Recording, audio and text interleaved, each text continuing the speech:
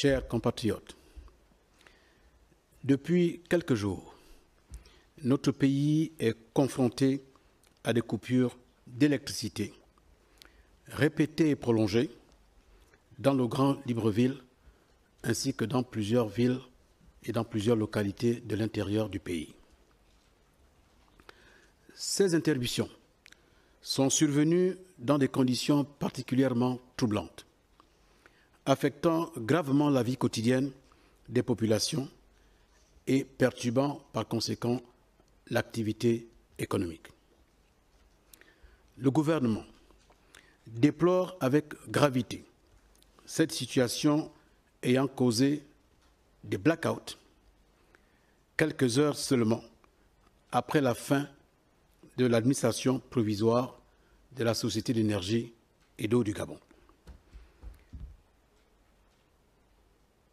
Depuis le 28 mai courant, 4 réunions de crise ont été tenues avec la Société d'énergie et d'eau du Gabon aux fins de rechercher les causes techniques les plus pertinentes et les plus parlantes.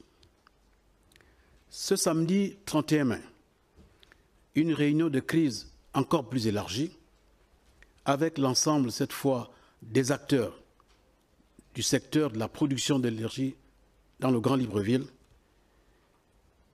pour déterminer les responsabilités techniques et prendre les décisions qui s'imposent.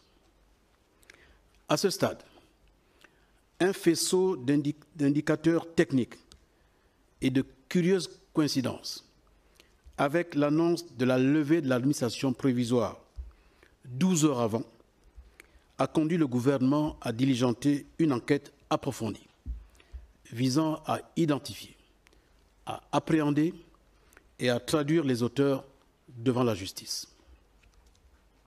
Ces actes constituent une atteinte directe aux efforts engagés par le gouvernement pour assurer l'accès universel à ces services essentiels pour chaque Gabonais. Au nom du président de la République, chef de l'État, chef du gouvernement, je tiens à rassurer les populations et tous les partenaires qui nous accompagnent que les mesures fortes sont prises pour faire face à cette forme de violence douce.